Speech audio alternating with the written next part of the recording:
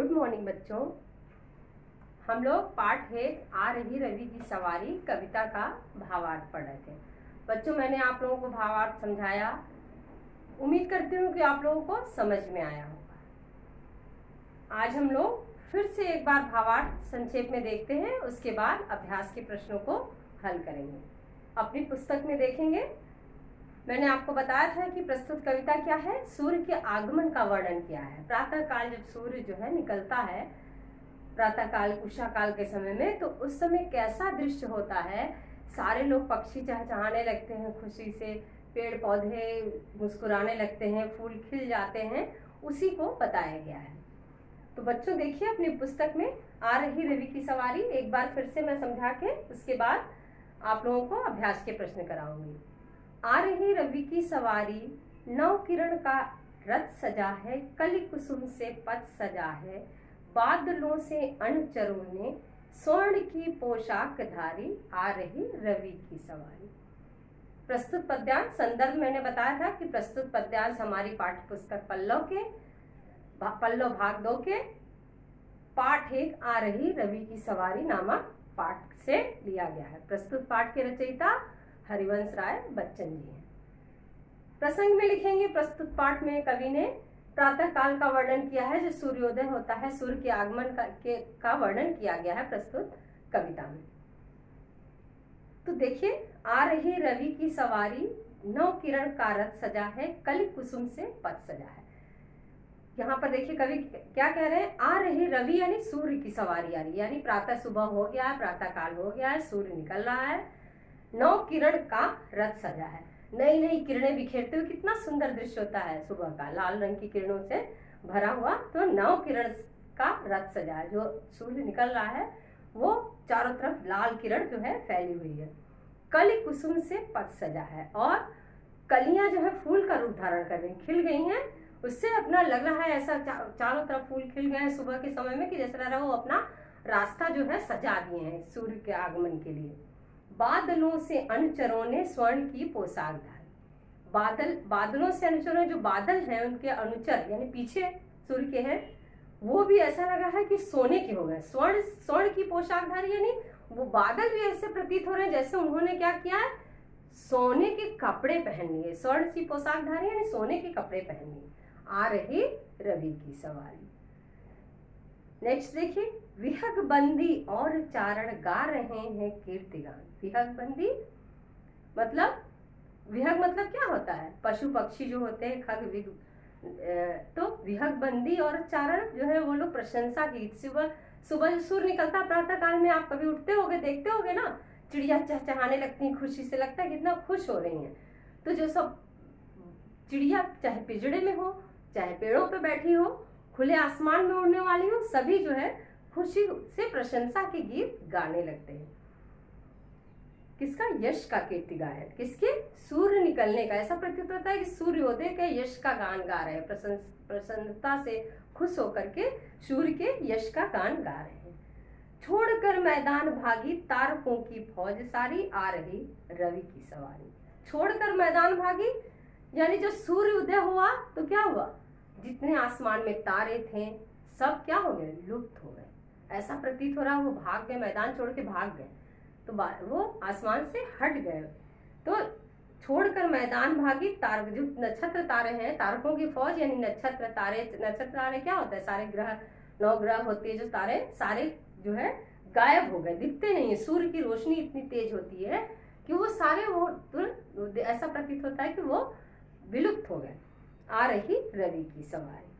चाहता उछलूं विजय का पर ठिठकता देख कर, यह रात का राजा खड़ा है राह पर बनकर भिखारी, आ रही रवि की सवारी। यहाँ ध्यान दीजिएगा, चाहता उछलूं विजय का, विजय यानी जीत गया, खुशी से चाह रहा है, क्या सूर्य कह रहा है, चाह रहा हूँ उछलूं विजय कर, खुशी से झूम जाऊं, पर ठिठकता देख कर, परंतु बढ़ते कदम मेरे विजय कहने के लिए रुक जाते हैं। क्यों रुक जाते हैं? रात का राजा खड़ा है राह पर बनकर भिखारी। रात का राजा कौन होता है? चांद। चांद रात में निकलता है, चांद आ जाएगा, उसको अपने प्रकाश से प्रकाशित कर देगा और सूर्य जो है चला जाएगा। तो बोलते हैं रात का राजा खड़ा है राह पर बनकर भिखारी, आ रही रवि की सवारी। तो यह सोच करके कि रात का राजा यानी चांद खड़ा है, तो हाँ, जो है ये बोले ना कि परिवर्तनशील, प्रकृति का नियम है परिवर्तनशील। सुबह के बाद शाम, दिन के बाद रात, ये आता ही है। इसलिए जो है सूर्य जो है खुशी विजय का उत्साह कर प्रफुल्लित होता है खुशी मनाने के लिए, लेकिन फिर उसके कदम जो है रुक जाते हैं कि फिर जो है चांद जो है रात होगा और चांद जो है निकलेगा तो मेरा खुशी खत्म हो जाएगा। बच्चों पोयम समझ लिए? मैंने जो समझाया आप लोगों को कि ये जो है सुबह के बाद शाम, दिन के बाद रात, हार के बाद जीत, सुख के बाद दुख, इसको हमको पढ़ने से यही सीख लेना चाहिए कि व्यक्ति को अगर सुख प्राप्त होता है तो अत्यधिक खुश ना हो जाए, क्योंकि सुख है तो एक दिन दुख आएगा। सुख की पहचान तभी होती है जब हमको दुख प्राप्त होता है। और हार और जीत प्राप्त हुई तो जीत के बाद हार आना है। तो इसलिए हमारे संसार में प्रकृति का परिवर्तन, प्रकृति जो है हमारी परिवर्तनशील है, ये जो है परिवर्तन निश्चित है। तो बच्चों हम लोग अब अभ्यास के प्रश्नों को देखेंगे। निम्नलिखित प्रश्नों के उत्तर एक शब्द में लिखिए। पहला है पाठ चर्चा क, नई किरण से क्या सजा हुआ है? क्या सजा है नई किरण से? पहला प्रश्न क्या है? नई किरण, अभ्यास प्रश्न का पहला, नई किरण से क्या सजा है? पथ सजा है। पहला है पथ सजा है। दूसरा क्या है? पक्षी किसके कीर्ति का गान कर रहे हैं? किसके कीर्ति मतलब खुशी कि किसके यश गान कर रहे हैं? किसके? पहला के बाद दूसरा क्या है? रवि का, रवि यानी सूर्य के कीर्ति का गान कर रहे हैं। तीसरा है कवि ने तारों की उपमा किससे दी है? किससे दी है? तारकों से। तारकों यानी ग्रह नक्षत्र जो है उससे, तारकों से किससे दी है? तो तारकों से। फिर थर्ड है रात का राजा कौन है? रात का राजा चांद है। ठीक बच्चों, अपनी कॉपी में एक शब्द में उत्तर, ये अपनी पहले पुस्तक को कंप्लीट करिए, उसके बाद अपनी कॉपी में लिखना है। नेक्स्ट है निम्नलिखित प्रश्नों के उत्तर विस्तार से लिखिए। ये पहला है जो ये क अभ्यास प्रश्न था, क का, ठीक है। दूसरा है ख, निम्नलिखित प्रश्नों के उत्तर विस्तार से लिखिए। संक्षेप में मैं आपको समझा देती हूँ। रवि की सवारी के स्वागत में रथ और पथ कैसे सजे हैं? रथ और पथ किस तरह सजे हैं? कली कुसुम से रथ और पथ सजे हैं। रथ सजा है नव किरण से और पथ सजे हैं किससे? कली और कुसुम से, सूर्य के आगमन में, उसके स्वागत में। रवि की सवारी को देख बादलों ने कैसे कपड़े पहन लिए? कैसे कपड़े पहने? स्वर्ण से, यानी पीले रंग के। सूर्य की रोशनी से चारों तरफ सुनहला वातावरण हो गया है, तो ऐसा प्रतीत हो रहा है कि स्वर्ण से कपड़े पहन लिए। थर्ड देखिए, रवि की सवारी आने पर कौन विजय पर्व नहीं मना सका और क्यों? कौन नहीं मना सका? रवि, क्योंकि वो सोचा विजय पर्व हम मनाएंगे, लेकिन ये समय क्या है? क्षणिक है। दिन के बाद क्या होना है? रात आना ही है, यानी जो रात का राजा चांद खड़ा है तो हमारा समय जाएगा, चांद आएगा। पक्षी को चारण कहने से क्या तात्पर्य है? यह तात्पर्य है कि पक्षी चारण यानी प्रशंसा के गीत गाते हैं। खुशी, पक्षीगण जो हैं वो प्रशंसा की, खुशी के गीत गाते हैं, इसलिए पक्षी को चारण कहा गया है। निम्नलिखित पंक्तियों का आशय स्पष्ट कीजिए। ग एक्सरसाइज देखिए। विहग बंदी और चारण गा रहे हैं कीर्ति गायन, छोड़कर मैदान भागी तारकों की फौज सारी, आ रही रवि की सवारी। वही विहग बंदी, जो विहग मतलब हमारे जो बंधे हुए हैं पक्षी हैं, पशु हैं, ये जो सब हैं वो जो है कीर्ति गायन गा रहे हैं, यश का गान कर रहे हैं किसके? रवि की। छोड़कर मैदान भागी तारकों की फौज सारी, जो पक्षी सब जो है कीर्ति गायन, यश के गान गा रहे हैं, प्रशंसा के गीत गा रहे हैं सूर्य के आगमन का। और जो तारे हैं वो सारे, लग रहा है ऐसा प्रतीत हो रहा है कि सूर्य के आगमन के साथ ही, रवि के आगमन के साथ ही मैदान छोड़कर भाग गए हैं, आ रही रवि की सवारी। नेक्स्ट देखिए घ, सूर्य से संबंधित इन तथ्यों को सुमेलित कीजिए। देखिए पहला है मेल कीजिए है, पहला अरुण, अरुण शब्द है ना, अरुण, अरुण का देखिए मैं यहाँ पे सामने आपको देख के लिख रही हूँ, बोर्ड पर से आप अपने कॉपी में लिखेंगे। अरुण का क्या लिखेंगे? पहला है ये एक्सरसाइज नंबर घ, ठीक। घ है, अरुण है, अरुण के का मैच सारथी से होगा, ठीक है, सारथी। दूसरा है सप्ताश्व, सप्ताश्व, ये 7 घोड़े का समूह होता है, सप्ताश्व, घोड़े से मैच करेंगे। फिर पूर्व, पूर्व में क्या होता है? सूर्योदय, क्लियर। नेक्स्ट पश्चिम, पश्चिम में क्या होता है? अस्त होता है, ठीक है, पश्चिम अस्त।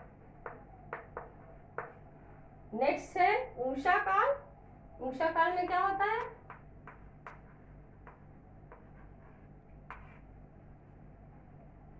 उषा काल में सूर्योदय होता है और पूर्व में उदय होता है, ठीक है।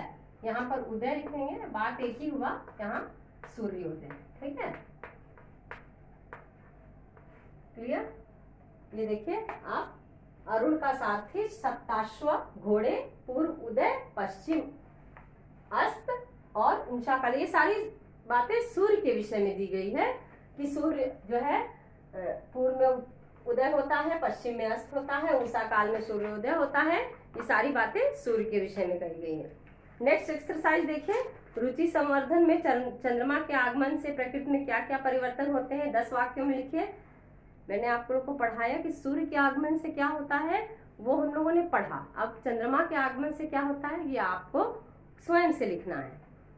उन फूलों के नाम लिखिए जो दिन में खिलते हैं और उन फूलों के नाम लिखिए जो रात में खिलते हैं। कुछ फूल ऐसे होते हैं जो रात में खिलते हैं, उनके नाम, और कुछ फूल ऐसे होते हैं जो दिन में खिलते हैं, उनके नाम। ये एक्टिविटी है आपका, ये करेंगे। भाषा चिंतन में पहला देखिए, नव, नव मतलब क्या होता है? नया। पुरा मतलब पुराना या प्राचीन।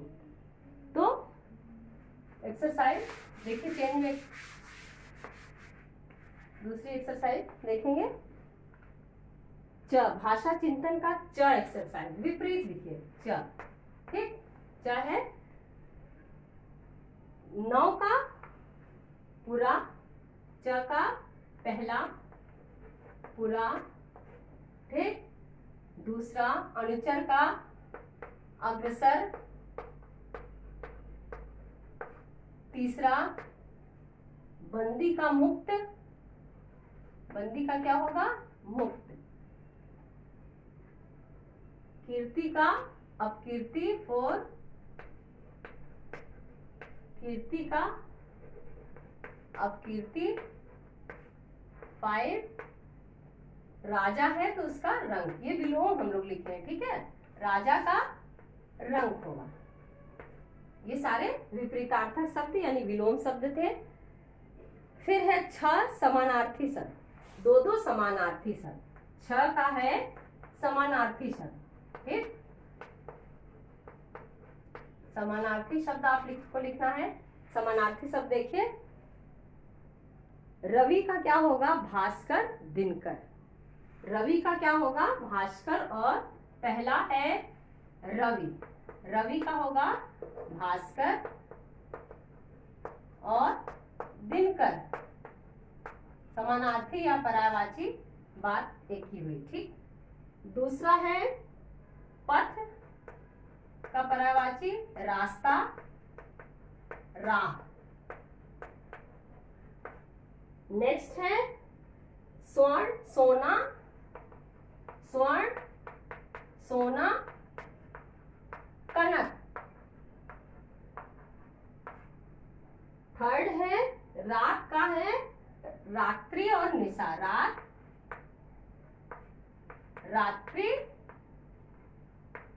और निशा, ठीक।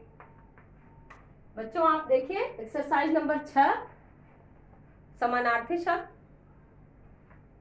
लास्ट है राजा, राजा का क्या होगा? नरेश और नृप। अंतिम शब्द है 5वां, राजा, नरेश और नृप। नेक्स्ट देखिए एक्सरसाइज ज, वाक्य प्रयोग द्वारा अंतर स्पष्ट कीजिए। यानी वाक्य, आप शब्द के अर्थ का अंतर स्पष्ट करेंगे वाक्य प्रयोग द्वारा। जैसे स्वर्ण का अर्थ होता है सोना, और सवर्ण का अर्थ होता है उच्च वर्ण का। ठीक है, जो उच्च वर्ण में जन्म लेते हैं उनको सवर्ण कहा जाता है। तो आप इससे वाक्य बना करके दोनों का अंतर स्पष्ट कीजिए। चारण मतलब क्या होता है? प्रशंसा के गीत गाने वाले, और चरण मतलब पैर। बादल मतलब बादल, और बदला मतलब किसी से बदला लेना। कीर्ति मतलब यश, और कृति मतलब रचना, किसी कवि लेखक की जो रचना होती है। तारकों मतलब नक्षत्र तारे, और तर्क देना किसी के लिए प्रूफ करना, दलील देना, तर्क देना। तो इसको आप वाक्य द्वारा स्पष्ट करेंगे। ये आपका गृह कार्य है, या आप खुद अपने आप से लिखेंगे, वाक्य बनाएंगे। नेक्स्ट है झ इन्हें सुमेलित कीजिए। देखिए, सुमेलित यानी मैच द फॉलोइंग जो होता है, मैच करना।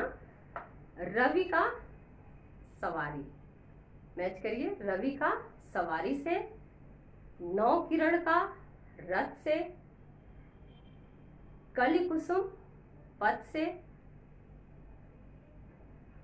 बादलों अनुचर स्वर्ण, बादलों अनुचर स्वर्ण पोशाक, सोने सी पोशाक धारी है तो स्वर्ण का पोशाक, विहग कीर्ति, विहग मतलब कीर्ति।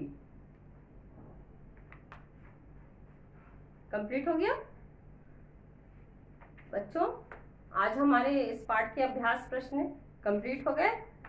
बच्चों, आपको अपनी कॉपी में मैंने आपको बताया है कि आ रही रवि की सवारी कविता लिखेंगे, कविता से संबंधित चित्र बनाएंगे, एक शब्द में उत्तर, विस्तार से उत्तर, ठीक है, और चिंतन अनुचिंतन में मैच द फॉलोइंग मेल कीजिए।